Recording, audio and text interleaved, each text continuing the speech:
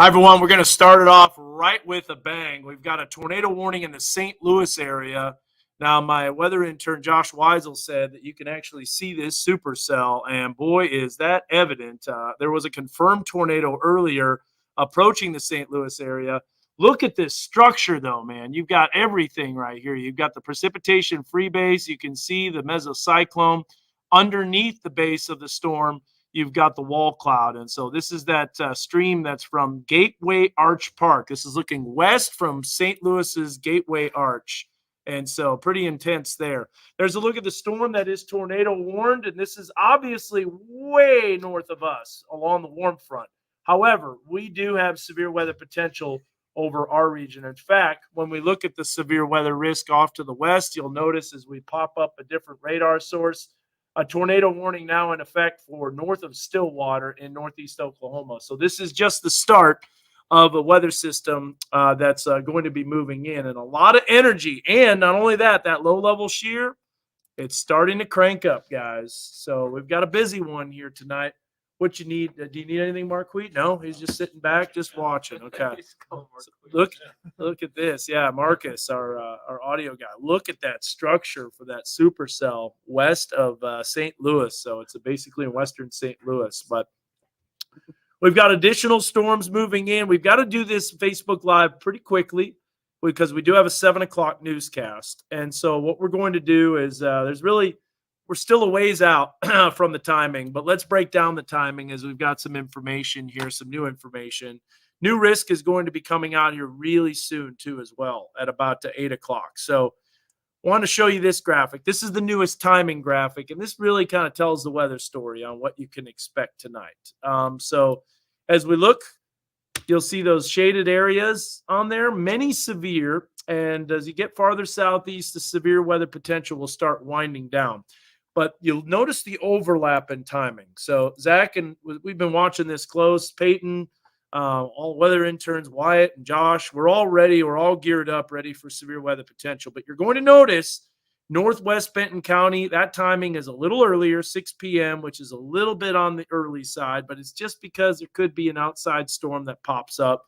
So we could probably remove the 6 p.m. at this point until 11 p.m. 8 p.m. until 1 a.m. for extreme, basically northwest, let's say, well, all of Washington County, central and southeastern Benton County, and then through the I-49 corridor. That timing is going to be mainly between, I think, 9 to 10 o'clock, and we're going to show you some computer models, and then you can see the energy continuing eastward. One thing that is new is I think there's going to be more energy that kind of pushes in that will provide more storms and additional storms. Wow, look at that wall cloud now. Got to show you this real quick. Wall cloud is really starting to ramp up and increase.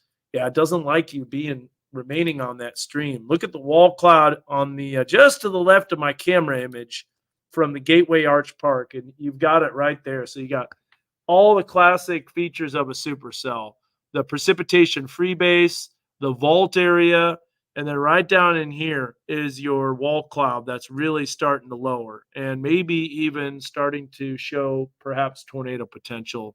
It's still a ways out in terms of from the camera, so it's kind of tough to see those features. If we had our cameras on that, we would zoom in for sure. But that's looking west from St. Louis. So, tell you what, thank goodness. Oh, look at that wall cloud. Yeah. Thank goodness what? I was saying, thank goodness that Cardinals game tonight is at 8:10 and not currently. Yeah. That'd be quite the show for the fans there. No kidding. And you can almost see the backsheared anvil that's starting to pop up. Okay, back to our weather forecast. Let's take a look at the future track models, and that's probably the most important. What's the timing of all this? Well, this continues to get updated every hour. You'll notice an abundance of storms popping up at about 8, 9 o'clock. This is when the energy starts swinging in, and this is when the low-level jet kicks in. And, Zach, we've been watching this low-level jet for several hours, kind of continuing to increase in intensity.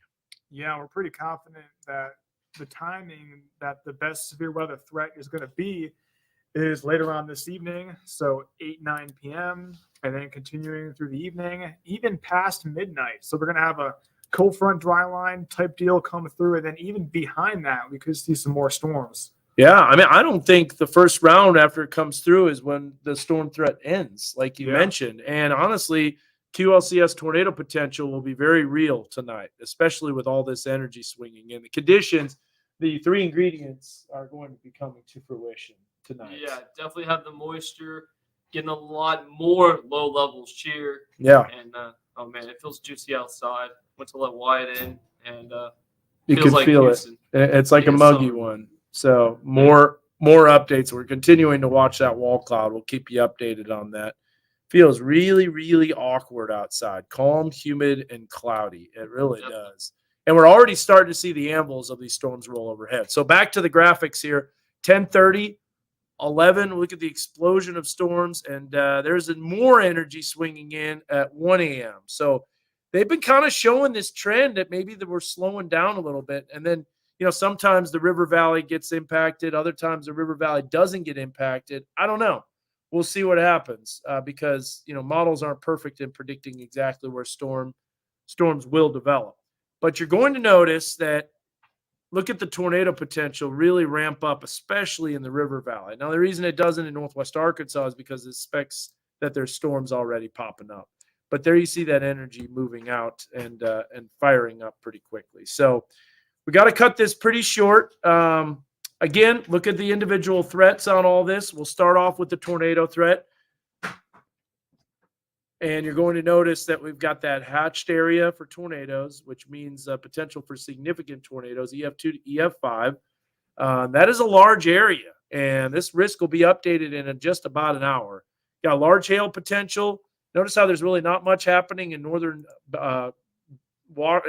Oklahoma, or not much happening in central Oklahoma. That's because that's where all the storms were to the northwest. So that's where the cold front is. That's where the energy is in. But that energy is definitely swinging in. A hatched area means 2 inches or greater, too. And the damaging wind threat is up there as well. You can see that hatched area, including Northwest Arkansas. One of the things we did, that Peyton did actually, was update the hatched area to actually match the legend because it was straight up and down, and it looks a lot better now. So there's the enhanced risk that's over our area, a moderate risk that's to the west. And when we look at the wider view, there you get to see that moderate risk in central and eastern Oklahoma. We look at the satellite and radar, you're going to notice definitely a lot of energy coming in, a little meso low as well. And so maybe the system remains capped. That would be the best scenario, is that we are capped, thunderstorms don't develop, and that's always a possibility. Don't you agree, Zach? Yeah. Never is out of the I realm think of it's a possibility. Yeah. but a lot of energy. A lot of energy, almost too much. And you can see the way that dry punch is moving in. So that's what we're going to be watching. Here's the deal. We're going to recoup as we get into the evening hours. So at about 8:15, 8:30, we'll let these guys go home, get something to eat after Peyton's done with the 7. There might not be a whole lot happening around our area. Yes, there will be storms out west, but those are going to be in the Tulsa and Oklahoma City weather coverage area. We're watching this storm right here that has a considerable tag with it. Also, little bit of low-level rotation starting to ramp up. So all that activity is going to be something that we have to watch, and those storms will eventually make their way eastward into Northwest Arkansas. Already starting to see a few more storms pop up, so this is where things could get pretty active here within the next couple of hours. So we'll keep you updated. We'll let you know, and for all of us, your Weather Authority team, we'll continue to watch this and keep you updated. But until then, hey, thanks for watching, guys. Take care, and we will see you here in a little bit. All right, bye-bye.